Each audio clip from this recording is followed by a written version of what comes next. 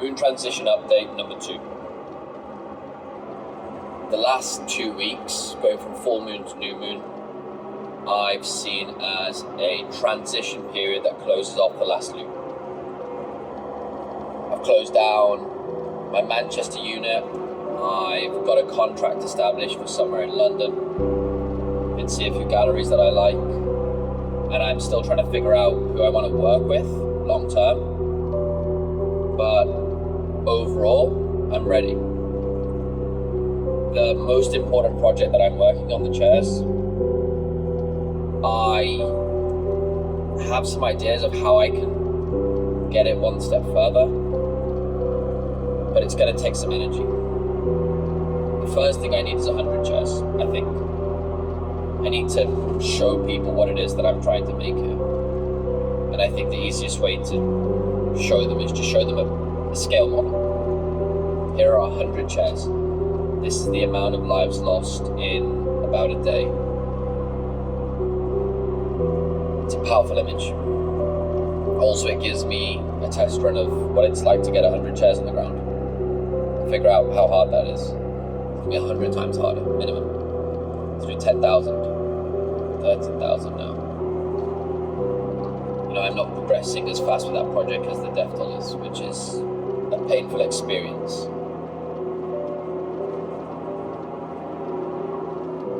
But I have a plan, and I'm confident about where I'm going with it. I have no idea if the audio from this is going to come through or not, or if I'm going to cut these things. The original decision was no cuts, just 20 minutes talking.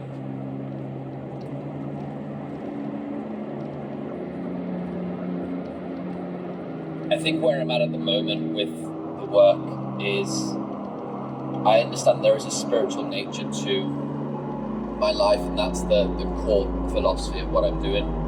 Do things that are aligned with this spiritual idea, make art that communicates to it, and let it flow through you. And everything will happen at the right time is one of those statements I always hear. But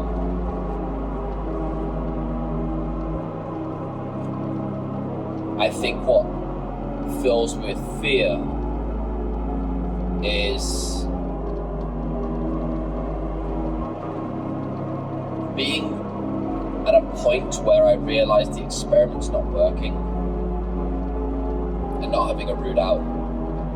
And I know that that's the fear I need to get rid of. But I see that as the blockage. And I hear the words the same every week. Just gotta let go. Let the universe do it. It's almost this empowering idea of free fall, but I don't know how to jump. And I've had this experience. When I took my dog for one of her first runs. She's a husky. She's my mom's dog. Her name's Lainey. And when I took her for her first run, we were running along this field on the edge of a farmer's allotment, and there's this big branch. I'm kind of rough and tumble, so I just run over and try and jump over the branch. The branch is like 2 foot off the ground. It's like a mini hurdle.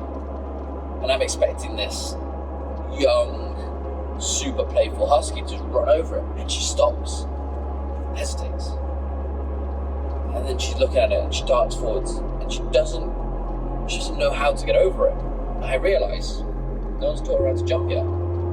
So we spend 5 minutes of me running and trying to jump over it. I get down on the ground with her and kind of show her how to get over it, walk over it, we walk over it, she then runs, jumps over it, and then she jumps over it. And about a week ago I went for another run with her, and she's older now. Not old, but older. She's about 9. And we get to this branch, much smaller, and she just runs and jumps over it. And it brings back all these memories of learning how to jump.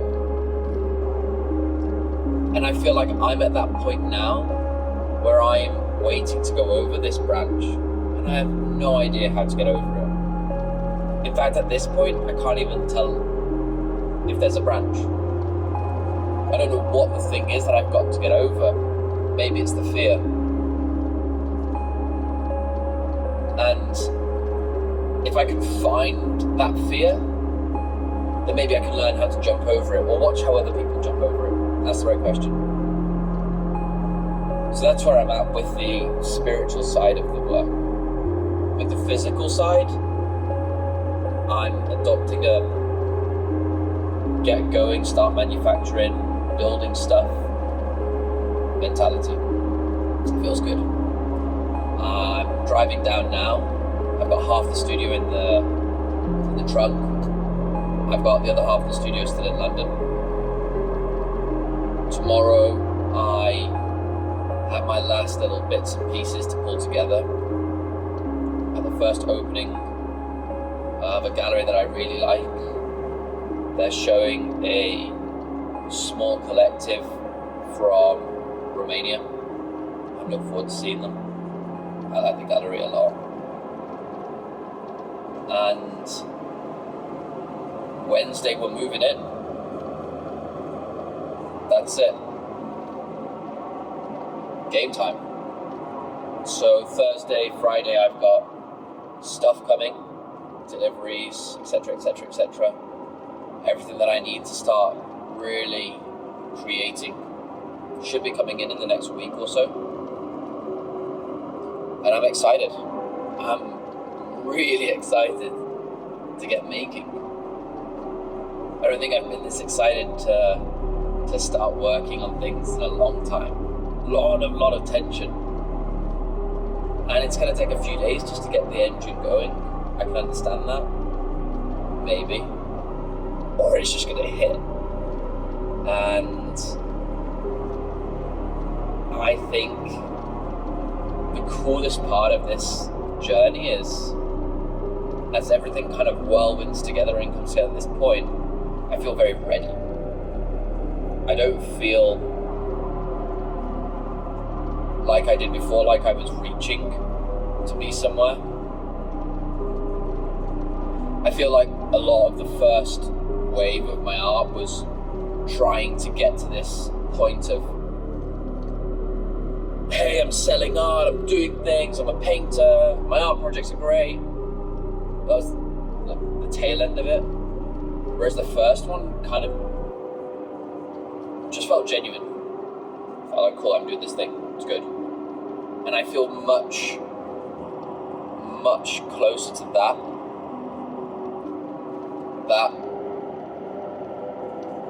steadiness of creation, where I really understood that all I had to do was do the thing and do it well. And it's when my ambition took over and I was like, hey, I've got to go more. And that's when I kind of lost track.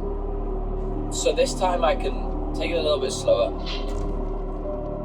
go a bit smoother. Film it, that's for sure. My relationship to social media has changed completely. My relationship to filming myself. You know, for a long time when I was in the military, I almost looked down on this side of it. And it was this made up idea that what I was doing, it's not cool if you document it. Which is a fascinating idea. You know, just step off the world and don't take any pictures of it. I remember my first girlfriend just didn't understand it. And if I'm honest, now I don't understand it. I was crazy, I think. Maybe I still am.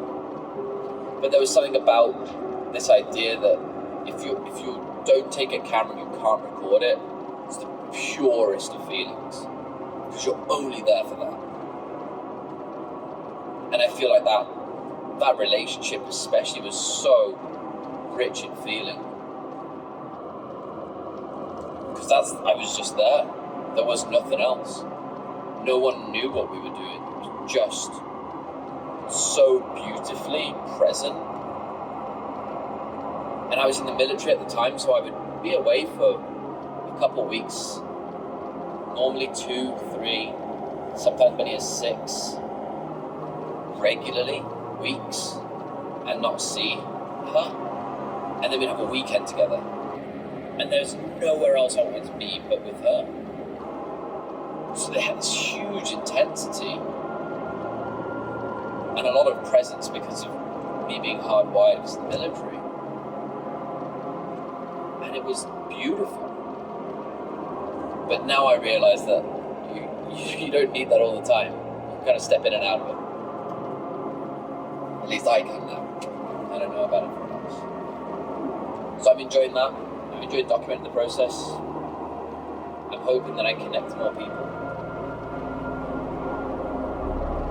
My morning routine is good, my fitness is good, my testosterone's high. I like that feeling when I'm making things. There's kind of an energy that I see within the spiritual and artistic world that says we don't like masculinity.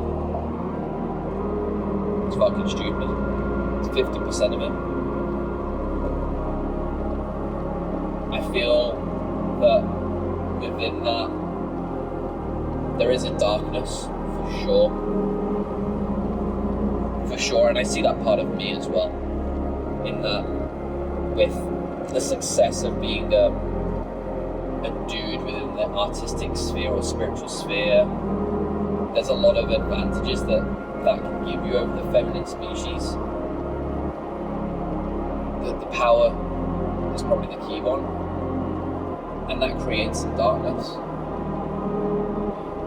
I don't know where the feminine balance to that is. I hope it exists. Maybe it's within the mother. I just spent a good bit of time with my mum. I love my mum. She is cool. She is cool. I don't think I'm ever going to quite be able to fathom it all, but I think this was the first period in my life as an adult where we've really got to exchange ideas and build a new like level to communicate on, where there is parity and exchange of information, but there's also stability. And at the start, when we were communicating, there would be conflict over ideas because of the emotional disconnect. Whereas today and last night, we really got to mull over very complex ideas. What are our roles within the relationships? She's dating someone, I'm single, I've just come out of a long relationship. It's really hard to talk about these things with your mom when you've not got that baseline in place. You've never talked about these things. So re-establishing that at my age was a wonderful experience because I had to find areas that she was willing to talk about and I had information to share so that we could connect, and vice versa. But we're so different in terms of human beings. We're polar opposites. And with completely different backgrounds, different lifestyles, views on many different things, what I found was fascinating is that we agree on love. We agree on love. We both have the same love-struck, romantic idea that it is everything. Which is probably, now I look in from the outside and at both of us, it's a failing that can disrupt your whole life. And it's not the feeling or that idea that's a failing, it's how you let it affect the rest of your world. Do you let it encroach on boundaries? Do you let it encroach on your mental health? Do you put it above yourself? And it is monumentally important to both of us.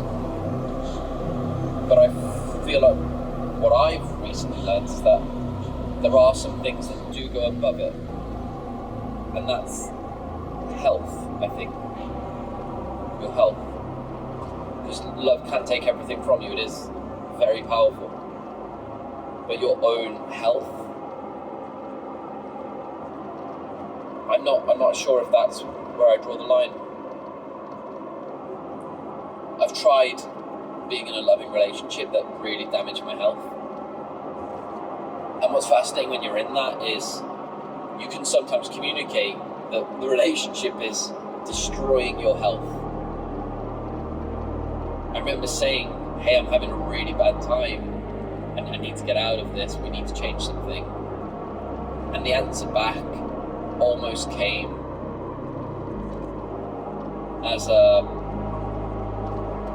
well, it can't be that bad because you still have love. Look, you're fine. And I was watching the person on the other side have the most amazing time while I suffered. And I was drawing suffering from the relationship. And it was toxic. It was destroying me, absolutely annihilating me. I was just watching parts of my life that I love just get eradicated for the priorities of the relationship, while that was creating space for the other person to have more freedoms. My world got smaller, their world got bigger. And obviously they couldn't see that it's a bad thing, because their life was getting way better. And that is my fault. That was me. That was me creating the processes within our relationship that meant that that's what the relationship's going to become. I had created the toxicity. So when I go and speak to my mom and I talk to her and I can see that we're the same, in the same way that we see love and how we approach relationships, it's a really comforting feeling to be able to say, hey, this is where we go wrong. We're the same creature. This is what happened in the last relationship for you. This is what happened in the last relationship for me. There are parallels. We should probably stop doing this. Let's help each other. And that's a beautiful feeling. To know I'm right, I hope. And to say, hey, I think this might be helpful for both of us, because then at least my kids aren't going to have that. We're going to have figured it out. And then we can tell them, like, hey, this is how you do it like this. Learn a new way of living. And that, building that bridge with her and trying to figure out how to say that as a child to a mother. And my mother was the woman that raised me. Just me and her for the most part. But figuring out how to say that while my world's in turmoil over the last 2 weeks and I'm finally closing up everything, getting ready for the upswing of the curve, has been beautiful. I've loved it. I'm eternally grateful for that feeling.